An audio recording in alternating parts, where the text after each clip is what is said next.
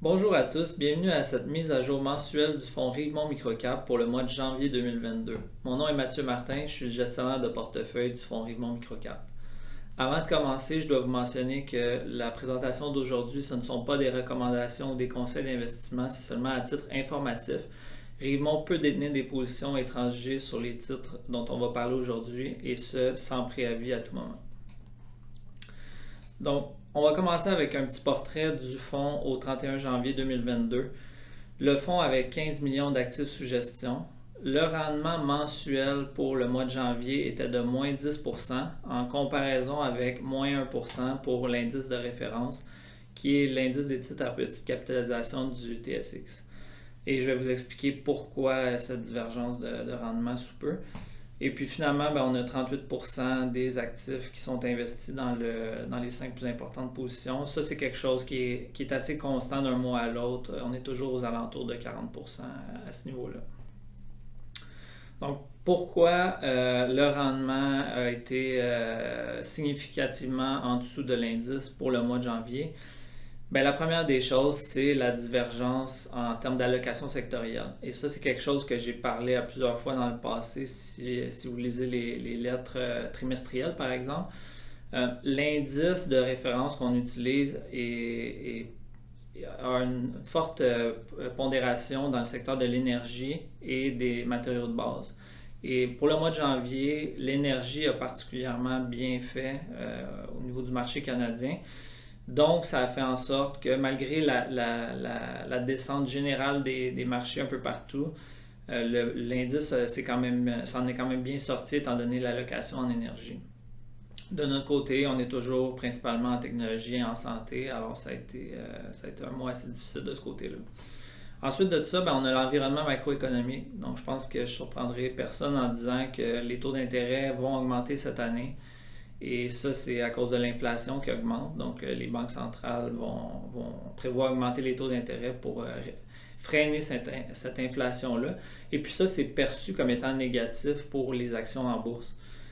C'est pas toujours vrai que c'est négatif. Il y a des années où les taux d'intérêt ont monté et où les actions ont aussi monté. Mais ce qui a déclenché la volatilité sur les marchés en janvier, c'est vraiment cette perception-là que on pourrait avoir un environnement plus difficile pour les actions. Puis finalement, il y a le faible volume de transactions. Donc nous, évidemment, on est dans les microcaps, c'est des titres sur lesquels il n'y a pas beaucoup de volume de transactions, pas beaucoup de liquidité.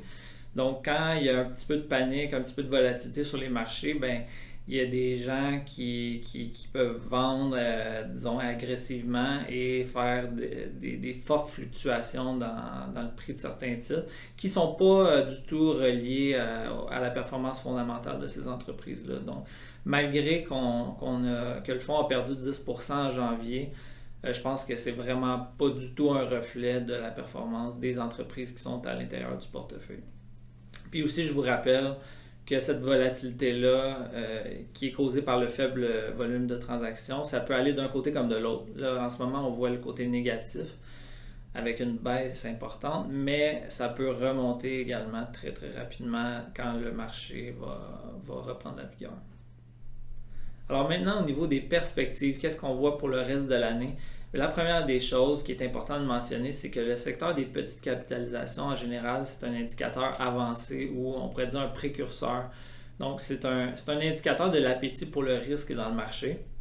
Et généralement, les petites capitalisations vont commencer à se corriger avant les grandes capitalisations, mais vont également sortir d'une correction avant les grandes capitalisations. Donc, toujours un petit peu à l'avant du cycle.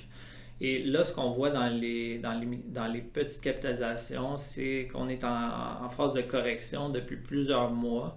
Et maintenant, on commence tout juste à avoir de la volatilité et une correction mineure dans les grandes capitalisations. Donc, gardez toujours ça en tête que notre classe d'actifs est en avant du cycle. Donc, il y a moins de baisse potentielle à venir parce que ça a déjà beaucoup baissé dans les derniers mois. Et quand le marché va reprendre la vigueur, on va probablement être les premiers à sortir de cette phase de correction-là.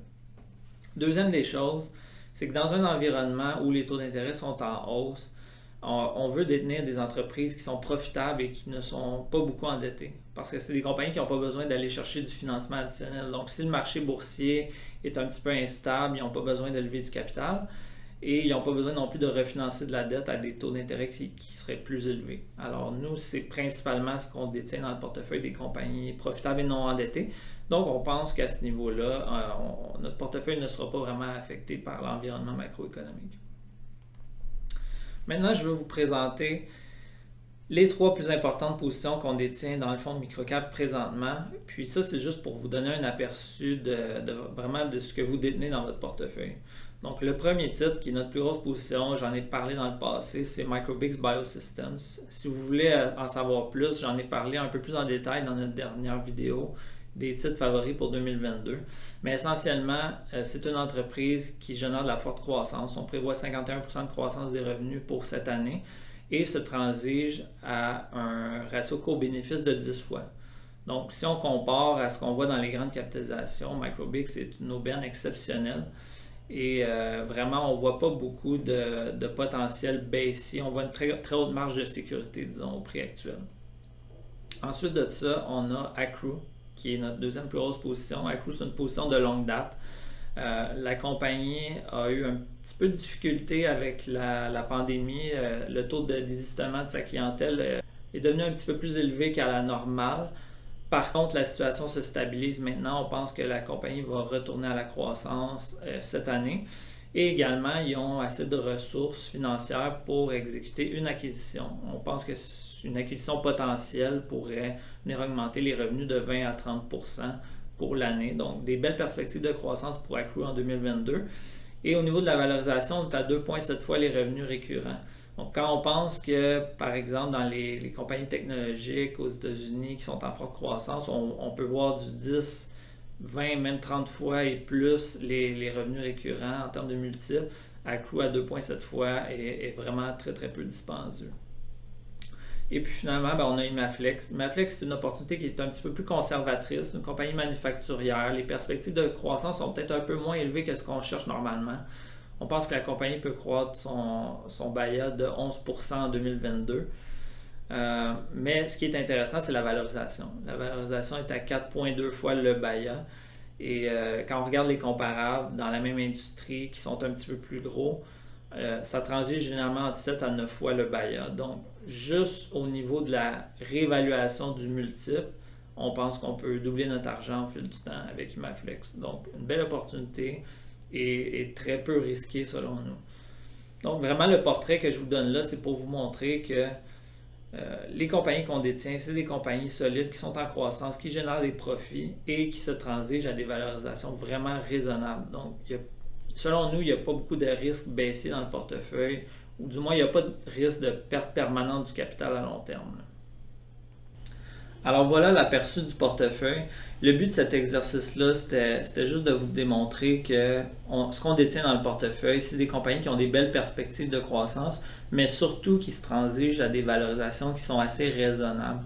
Donc vraiment, on a une bonne marge de sécurité dans le portefeuille.